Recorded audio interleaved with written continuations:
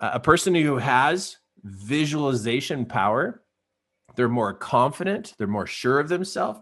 They can navigate through problems. They can sort things out. They can adjust. They can adapt. They can really create some incredible things in their life, and they are relentless at causing good things to happen.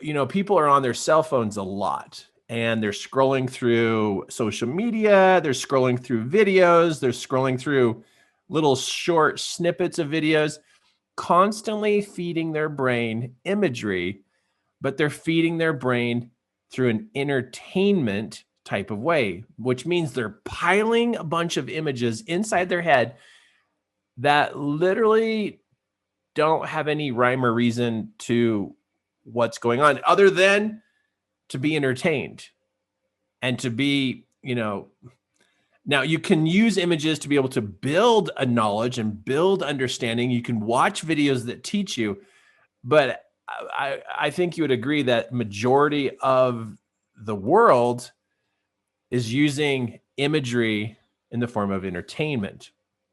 Now, the problem is that means that the imagery side of their mind, which has a big influence of how they make decisions and a big influence about their lifestyle, is that the imagery part of their mind is being fed. It's being spoon-fed. It's not working. It's just sitting there watching a bunch of stuff. It doesn't have to work with that imagery.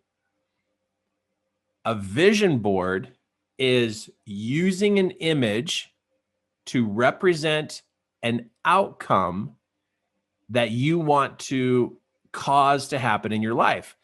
And so when somebody starts to use a vision board, they struggle because their mind is not used to constructing something from an image.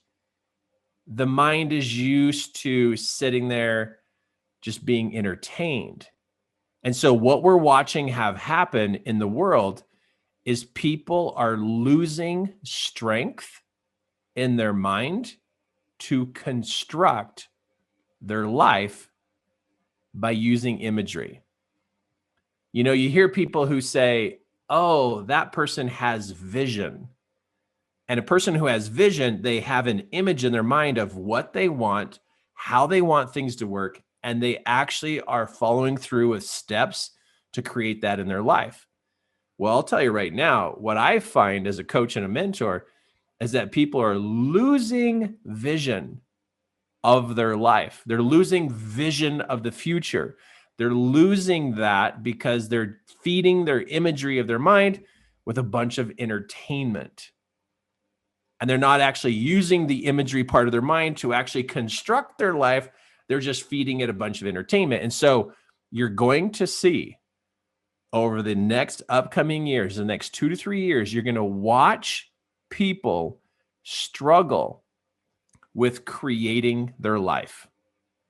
You're going to watch people actually settle in for low level living. You're going to see it happen. Low level living because they can't imagine themselves being able to create a lifestyle. They can't even imagine it. They can't imagine a great relationship. They can't imagine themselves being healthy. They can't imagine things turning out well. And so you're going to see people drift down into a low level of living because their vision and their imagery, part of their mind, actually doesn't work. It sits there and just gets a bunch of entertainment because it doesn't have to do anything. It just sits there and just has a bunch of input, but the imagery part of their mind isn't doing anything for output, meaning build or create. Now, I hope this makes sense because, you know, as you watch your family and as you watch your spouse, your family, your kids, your friends, your coworkers, your team members, and you watch people where you see them become hopeless and you see them become, deflated really easy or become discouraged really easy, when you see that discouragement, that disappointment, that frustration happen so easily, it's because they don't have the power of visualization in their mind. They lose hope because all their hope was based upon only actions, not a vision. People who have vision, it takes them a long time, and a really big, gigantic issue would have to happen before they would become hopeless. A person who has visualization power, they're more confident, they're more sure of themselves, they can navigate through problems, they can sort things out, they can adjust, they can adapt, they can really create some incredible things in their life, and they are relentless at causing good things to happen. If you see somebody who gives up easily, who's hopeless, who quits easily, they're discouraged, they're frustrated, they're disappointed all the time, it's because they lack vision. The visualization part of their mind is shut down because it's only being used for observation instead of construction of their life. They're just observing videos, they're just observing what's going on, and they don't actually put their visualization to work for them, actually creating something inside their mind. So there's becoming a really big division between people. There's the helpless and hopeless, and the hopeful and the motivated. So you got helpless and you got motivated. What's the difference? It has to do with the functions of their mind. When somebody has an issue that they can't solve, it's because of a function of the mind.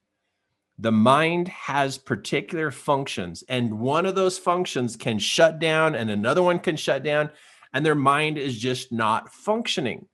It's not working for them. It's alive, but it's not working. Just like your vehicle.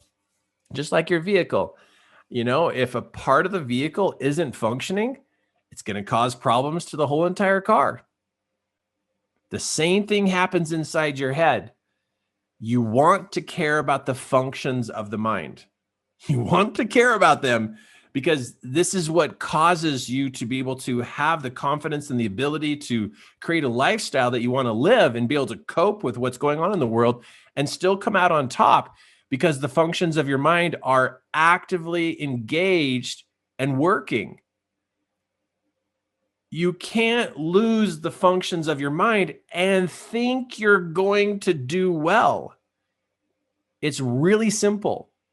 Somebody who can't get things together has an issue with the functions of their mind. Now, how many people sit around talking about the functions of their mind? Hardly anybody. Hardly anybody. I listen to people in group settings talk about problems, and they talk about what somebody else should do different.